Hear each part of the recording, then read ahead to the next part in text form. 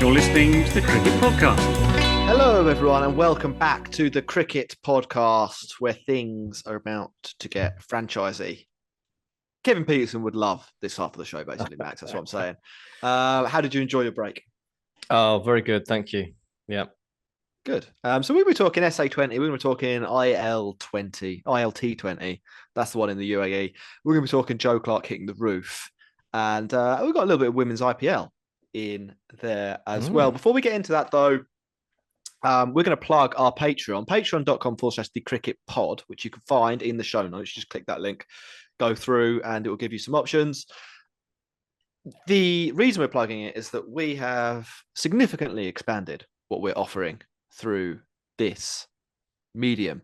In addition to weekly podcasts by myself, we've got podcasts with the whole crew on a monthly basis.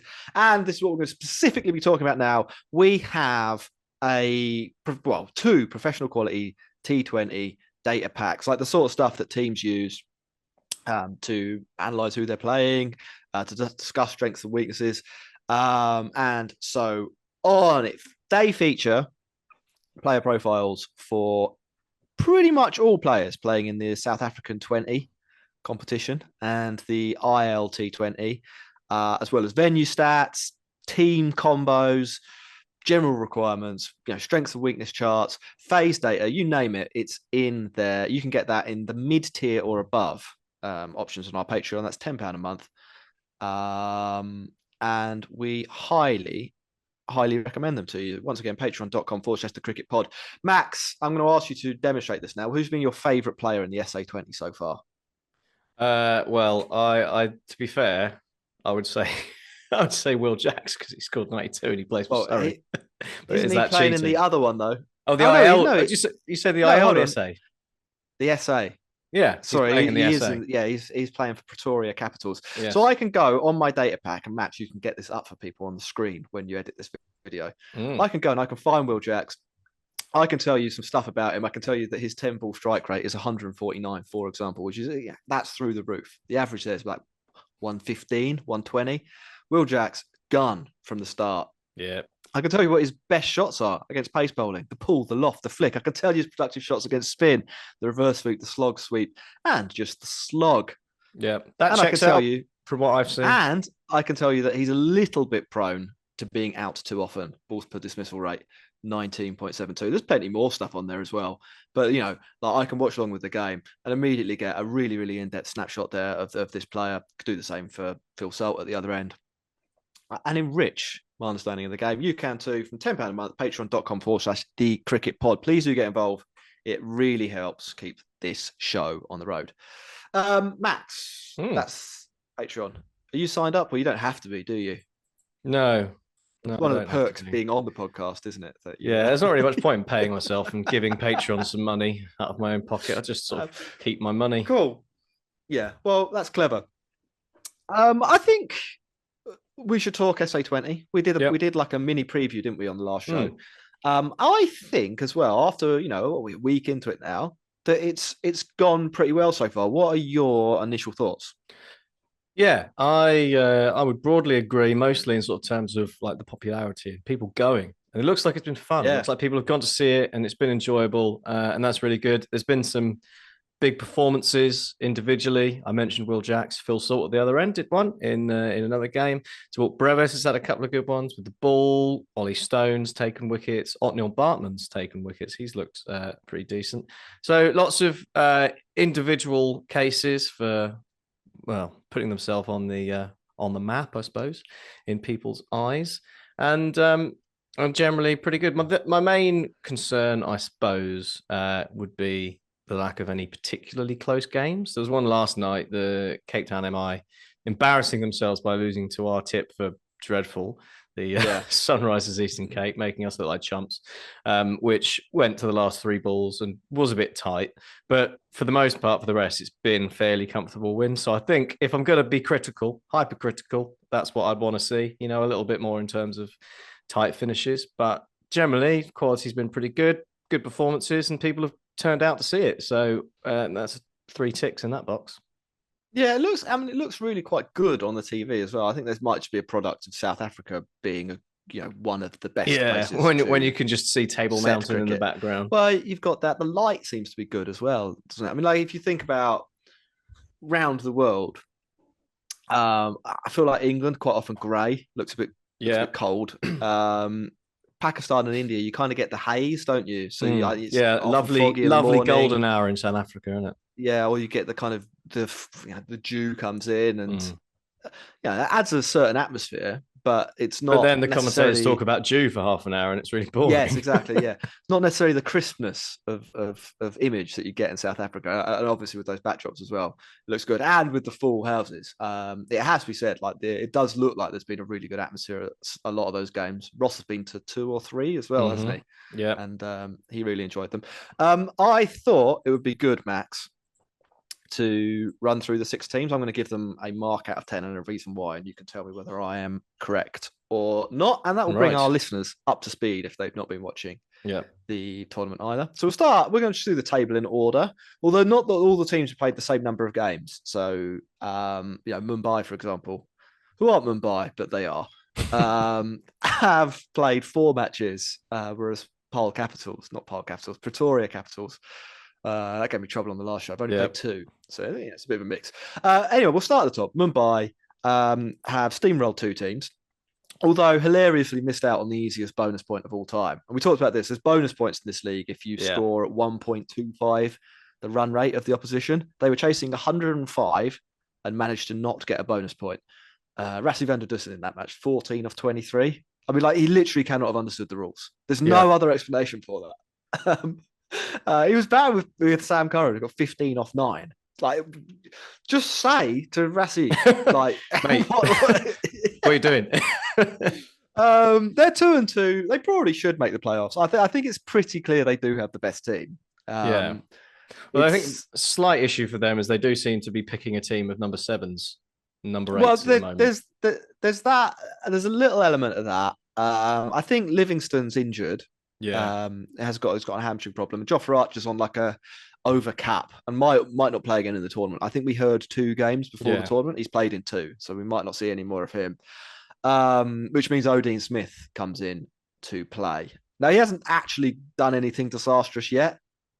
He failed to defend 5 off the last over in the last match, but it's a pretty big downgrade. So we'll see if they can get Livingston on the pitch. That'd be pretty tasty. I would give them a 6 out of 10, Max. Agree or disagree? I agree. I think they should possibly have done a bit better than they have, but they're still in with a good shot of making it. We expect them to make it, but we can't give them anything higher because they do have the best team, so they should be winning. Cool. The Pretoria Capitals, I think have played the best cricket. They have won 2 out of 2.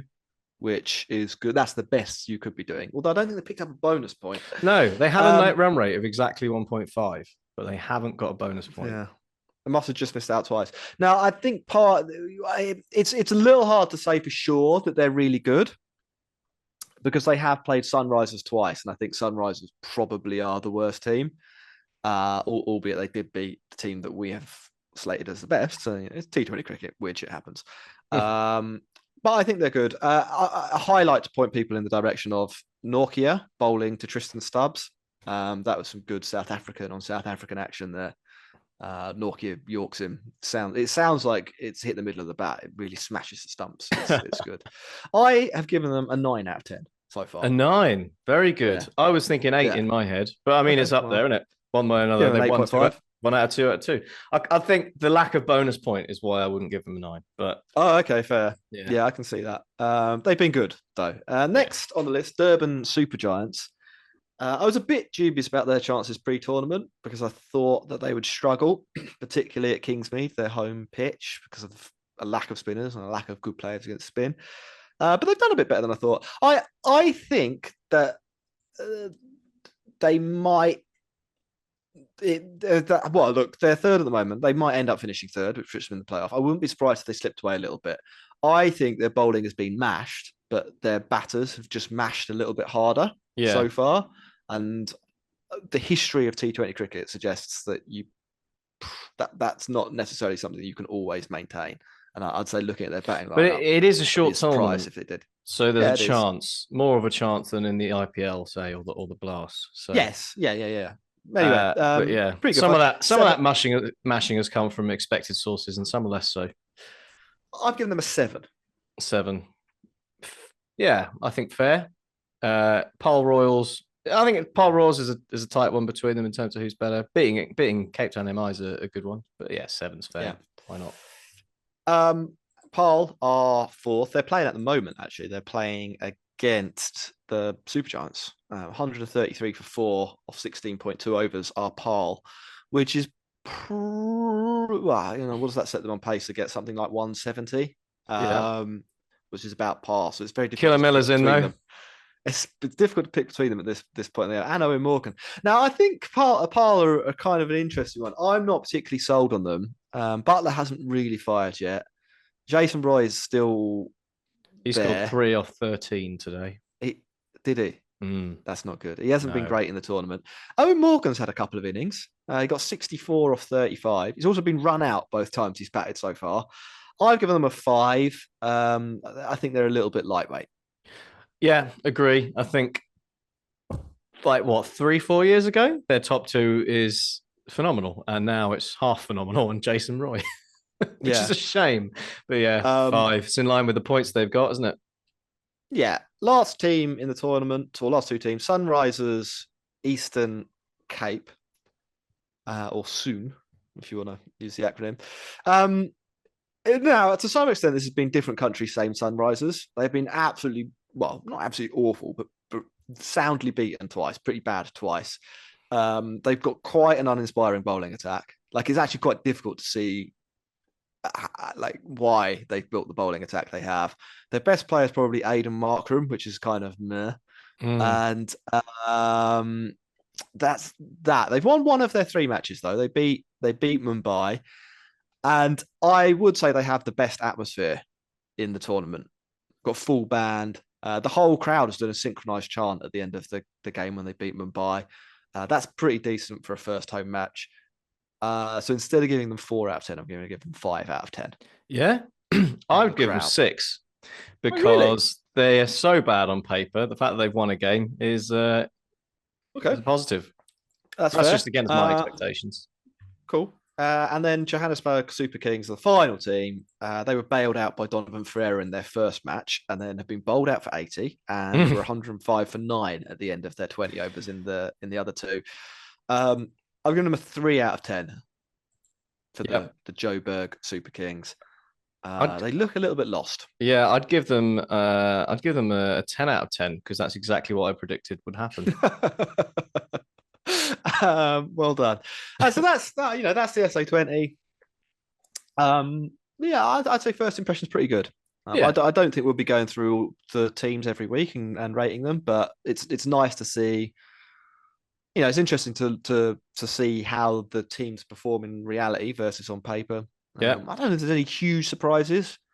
Cape Town maybe not being quite as good as we thought they'd be. Not bad, but not great either.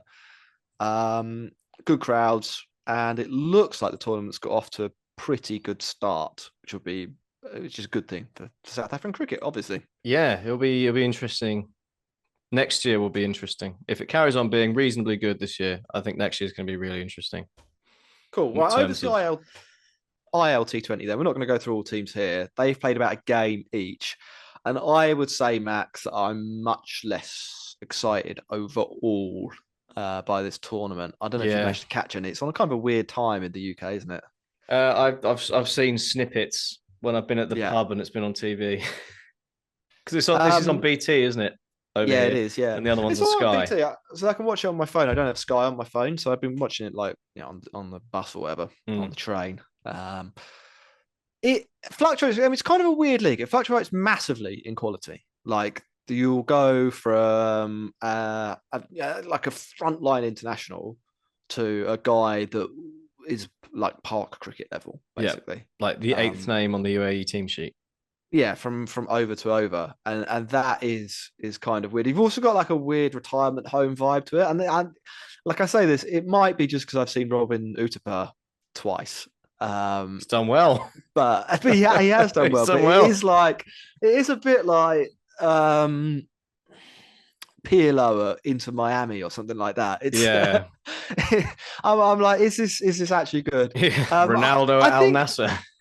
I think it also suffers a little bit in comparison to the other two tournaments on at the same time, the SA20 and the Big Bash, which actually have crowds and actually have an atmosphere and actually have people who are engaged Yeah, in well, the game I there. mean, for me, it feels like they've just stolen a bunch of overseas players from all the other franchises and put them in a pot and made it all a bit weird. That's Yeah. my issue with it. You know, you've got the 9 overseas slots in your starting 11, and then you like the 2 UAE players, and then there's the other rule about having 2 um, associate nation players in the squad, but don't have to be in the match day.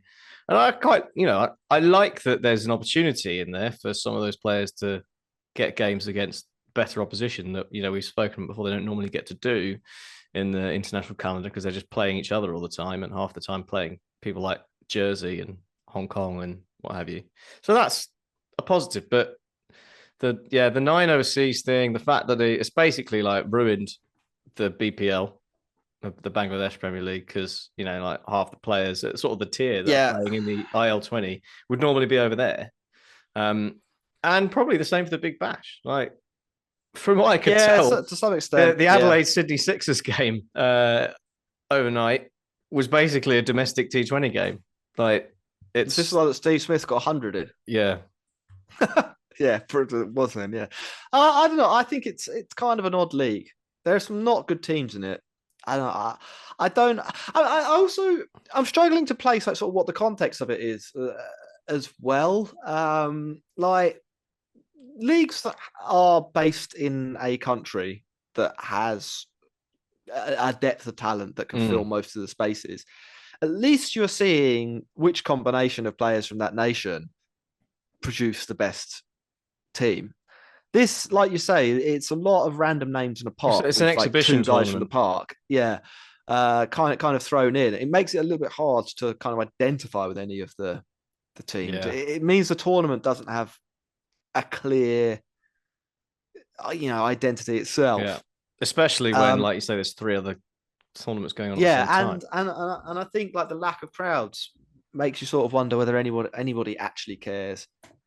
Full stop. Like what is the private what is the equity thing we're cricket. competing for here? Yeah, I mean it effectively is that, and the Glazers are one of the owners, aren't they? And I think it's kind of what I mean. It's not necessarily that cricket was bad. It's just that I don't. It's like taking I don't care. We people who are engaged in cricket often talk about the sort of volume of it and how certain bilateral matchups get lost in the maelstrom. This is like taking that to an even greater extreme to some extent. Look, I don't know. It's on in the middle of the day. I'll probably catch a bit here and there. I don't. I find it hard. I find it really hard to engage with. I'll be honest. Yeah, it gives me a weird feeling. Yeah. But anyway, I think in a sense as well, it actually throws into a kind of sharp relief how much better and how much more engaging the SA20 and probably just slightly lesser extent, but still true, the BBL, how much better they are as products because at least they're getting people to turn up. And I think like that's when you're watching a game often, and I think the lack of the crowds is really the big thing for me. Or when you're watching a game, I think with sport in general, you're waiting for moments or the excitement or despair or whatever it is. And I think a lot of your social cues for that do actually come from people in the crowd. It was like watching test matches over COVID and like someone crunches it for 4 and then there's silence. And you're like, well, that was weird. It's that, isn't it? What does this actually mean? Disembodiment of what's going on. And without those social cues, it is a bit odd. And obviously watching an overseas league, it's even odder. Yeah. And obviously watching teams that are literally playing in their first ever match, it's even odder. I mean, at least in a it's a lovely payday for Sunil Narine, though, isn't it? It is a lovely payday for cinema, right? I mean, 400 grand, isn't it? The Yeah, top contracts. top, yeah. If you're a cricketer, it's Lovely brilliant. stuff. But never been a better time to be on the franchise circuit. Mm. And if they need some media work, we'd listen to offers. We have a price. Everyone has a price. Yeah. Also, Joe Clarke hit the roof in the BBL. It was 6. He just hit it straight up, and then it went for 6. It counted as 6. Okay. The roof of Marvel Stadium. I haven't got anything else on that. I just thought I'd tell you. Yeah, well, it's interesting because I mean, obviously, that's if we do get to a point where like retractable roofs and things and stadia become a thing with the amount of cricket there is and the amount of weather there is. It'll be interesting to see what they use as the rule. 6 is an interesting one, especially if it goes straight up in the air and would obviously have been out. But yeah, we could do when it hits the camera, it's a dead ball, isn't it? Well, yeah, like the Spidey cam thing. So 8. Why 12. Not 8 points for hitting the roof? A new boundary. Women's IPL is a goer. Have you seen the media rights deal for this? Yeah, was it 900 and it was a lot. 70 crore? It works out as about in UK money 700 grand a game. Yeah. Which I think is what 7 crore rupee a game. There's going to be 6 teams. I think there are 30 bidders for those 6 teams, including 9 of the IPL teams. Well, that's his question. That's who great. Who didn't? Yeah. Sunrisers. No, RCP. Yeah, it means Max.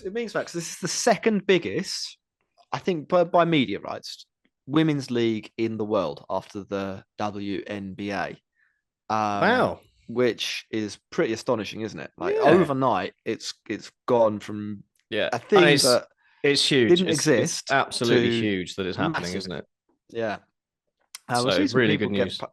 Pretty well paid for that. I think the rights deal takes it through to 2025, where I'm sure it'll be negotiated and there'll be another massive salary increase. And maybe RCP will get involved. Yeah, and I think it's good for the league in. Well, I think it's good for the league in general. I mean that is in terms of the IPL as a whole. Obviously, great for the women's game. I think it'll be interesting to see who gets awarded the franchises. Now, you'd think the IPL teams will be at the head of the pack there. Yeah. But we know that there are quite a few other individuals and investment groups and conglomerates interested in IPL franchises. And I wonder whether we'll see a situation where some of those use the women's IPL as an entryway into developing a brand in India that can then have its own IPL, graduate to a format, a men's team as well. It could be an interesting development. I think there could be quite a lot of money thrown in the direction of the BCCI for that as well. Max, any thoughts? Well, I mean, like I said, great for the women's game. It's a massive positive. It's something we've sort of been waiting for, isn't it? And it's finally come to fruition, which is good. And I'm looking forward to seeing how well it goes. Obviously, there'll be questions about rules and how many overseas players come in. I wouldn't be surprised if they maybe have an extra slot than they would. But given there's only 6 teams, maybe they won't go that route. But I think they'll probably. Pains me to say it, and it might not be true, and I might be being unfair, but I wouldn't be surprised if they think more about what will get the best viewing and money as opposed to what's best for Indian women's cricket. We will see. We'll see. I mean, off to a decent start, though, I think. But definitely, definitely a good thing. We've got some questions, and then we'll wrap up the show.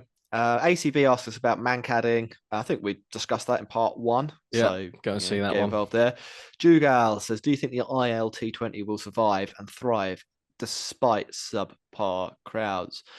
I wouldn't be surprised. I mean, I don't know if I don't think they were expecting big crowds when the IPL was there. There weren't big crowds, so I don't think crowds actually figure into the business model. I'm TV not even probably sure. rights, isn't it? If they can sell the TV rights, they'll carry on. I'm sure they will sell the TV rights. I don't even think they'll mind losing money on TV rights, though, to some extent. I think a few of the franchises are obviously IPL owned, or having an IPL franchise attached to them. They can use it for whatever they want to use it for: developing players, developing coaches, establishing a base in the region so that they can hold training camps, whatever they want to do. So that will keep some of the teams interested. Others are owned by people that probably have got an interest or will long term have an interest in owning an IPL franchise. So they want to establish themselves as capable franchise owners. So that kind of takes care of the ownership side of things to some extent. And I think because of where it's held and the amount of money that's sort of thrown at sport in the region, I don't think they'll mind losing money to have a, in air quotes, top tier franchise league in the sport. So I don't see it going away in the near future. It may not you thrive, never know with these but leagues. it will survive. Yeah. And look, while they're throwing 400k at Andre Russell, there's gonna be interest. People will go for that money. Like, there's not the South African competition, the BBL, the Bangladesh league have got different limiting factors versus the UAE one, and I don't. Yeah, for that reason, I think it will carry on. We've discussed the women's IPL. UZ asked us to talk about that. Banu Chandra asks, when will Kohli go per Sachin in ODI tons tally, before or after World Cup 23? Oh, tough one. I think probably after. In the final. Could be in the final. That'd be good, wouldn't a pretty it? good story, wouldn't That's it? what I want. That's what I want. Obviously, in a losing final against Pakistan. I would say on that, just to throw an opinion out there, I would say that Kohli has already gone past Sachin in terms of greatness in the ODI format. I'd have Kohli in my top 3 with Viv Richards and AB de Villiers and Sachin in the group behind that. So, whether he does or doesn't go past, I think Kohli is king, at least from an India point of view in that format. Aaron says, is the SA20 now the second best T20 league after the IPL? That's an interesting question. I still think that the PSL is up there, and the 100, I think we ranked quite highly as well when we did a show a little while ago about ranking them all. But I reckon it leapfrogs the Blast. Yep. And it gets it's definitely above the BBL. So I think it's all pushing. Yep. It's pushing the top tier, but I don't think it's quite second yet. I would comfortably have it in the second tier. Yeah. I think. Well, it depends. If you call the 100 a T20 tournament, which you probably should, then I the think stats count and the ILT20 don't count. So I think the quality of that is pretty high. I think that the fact that there's only 3 overseas maybe pulls the 100 back slightly. But I think the overall player pool, the English player pool, is stronger than the South African one. So that maybe rebalances. So it might be around that level. I think, definitely better than the BBL. And the PSL might be slightly ahead. I think the thing that maybe holds back the SA20 is that although there are a couple of really good teams, there are a couple of really bad teams, pretty poor teams as well. And we'll have to see if they can work out how to get a proper team together. Is whether the teams that we actually on paper think are bad are as bad as they are, or whether the South African player pool is better than we think it is, and some of those teams, I'm thinking Sunrisers, Eastern Cape here, they're and maybe to a lesser extent the Super Giants. Like if some of those players, some of the local players are better than we think they are, then the answer could be yes. But if they are as good as we think they are, then the answer is probably no. Although it is a good league, I'd say. I like I think that's good. And then finally, Samir says, why is Liam Livingston not playing? And we, all indications are that that's an injury. He has been injured recently. He went home for the test tour in Pakistan. With hamstring. Hamstring, recurring hamstring injury. So it's cool. So that's that, Max. Do you want to say goodbye? Absolutely. Goodbye, everyone. Thanks for listening, as always. And reminder, like, subscribe on YouTube, patreon.com/thecricketpod, @thecricketpod, Twitter, Instagram, TikTok, and we will see you soon. Cheerio. You're listening to the Cricket Podcast.